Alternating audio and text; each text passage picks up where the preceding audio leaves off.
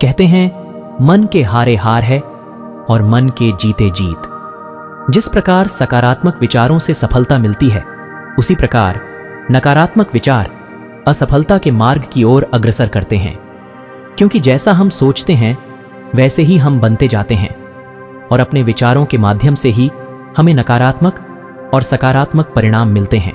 मन चंचल होता है, यह इधर उधर भागता है और किसी भी कार्य की एकाग्रता का दुश्मन है।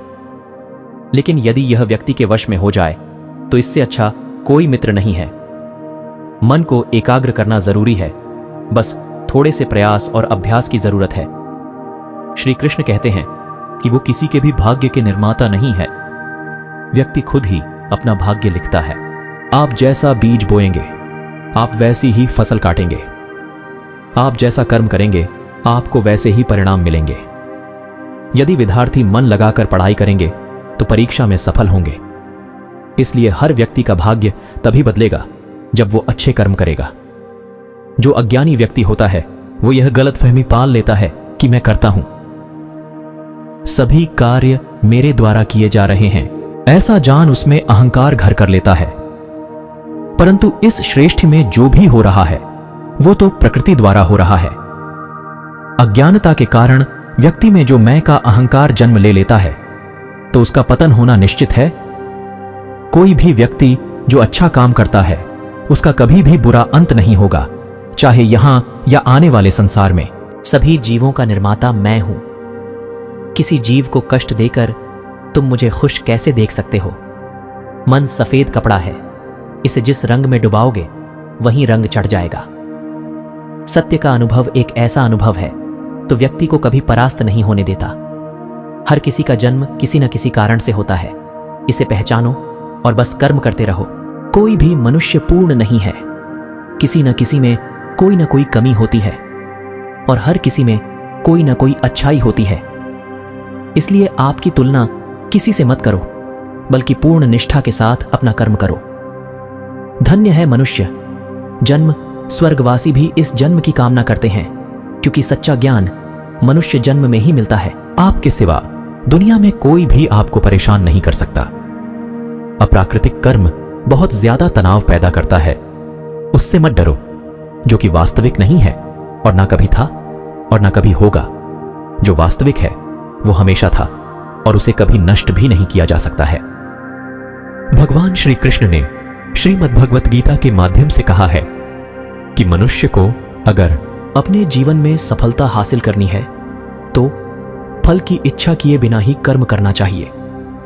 जिस व्यक्ति को कोई लगाव नहीं है वह वास्तव में दूसरों से प्यार कर सकता है, क्योंकि उसका प्यार शुद्ध और दिव्य है।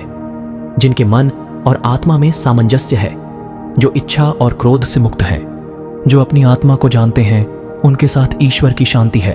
श्री कृष्ण कहते हैं कि मैं ही इस सृष्टि की रचना करता हूं, मैं ही इसका पालन पोषण करता हूं और मैं ही इस सृष्टि का विनाश करता हूं। मैं सभी प्राणियों को जानता हूं, सभी के भूत, भविष्य और वर्तमान को जानता हूं, लेकिन मुझे कोई नहीं जानता है। मैं ऊष्मा देता हूं, मैं वर्षा करता हूं और रोकता भी हूं। मैं अमृतत्व भी हूं और मृत्यु भी। मेरे भी कई जन्म हो चुके हैं, तुम्हारे भी कई जन्म हो चुके हैं। ना तो यह मेरा आखिरी जन्म है और ना यह तुम्हारा आखिरी जन्म है। श्री कृष्ण कहते हैं कि मोहग्रस्त होकर अपने कर्तव्य पथ से हट जाना मूर्खता है, क्योंकि इससे ना तो तुम्हें स्वर्ग की प्राप्ति होगी और ना ही तुम्हारी कीर्ति बढ़ेगी। अगर तुम अपना कल्याण चाहते हो तो सभी उपदेशों, सभी धर्मों को छोड़कर मेरी शरण में आ जाओ। मैं तुम्हें मुक्ति प्रदान करूंगा। वर्तमान परिस्थिति में जो तुम्हारा कर्तव्य है वही तुम्हारा धर्म है। जन्म लेने वाले व्यक्ति की मृत्यु निश्चित है और मरने वाले व्यक्ति का फिर से जन्म लेना निश्चित है। श्री कृष्ण कहते हैं कि जो मुझे जिस रूप में पूजता है मैं उसी रूप में उसे उसकी पूजा का फल देता हूं।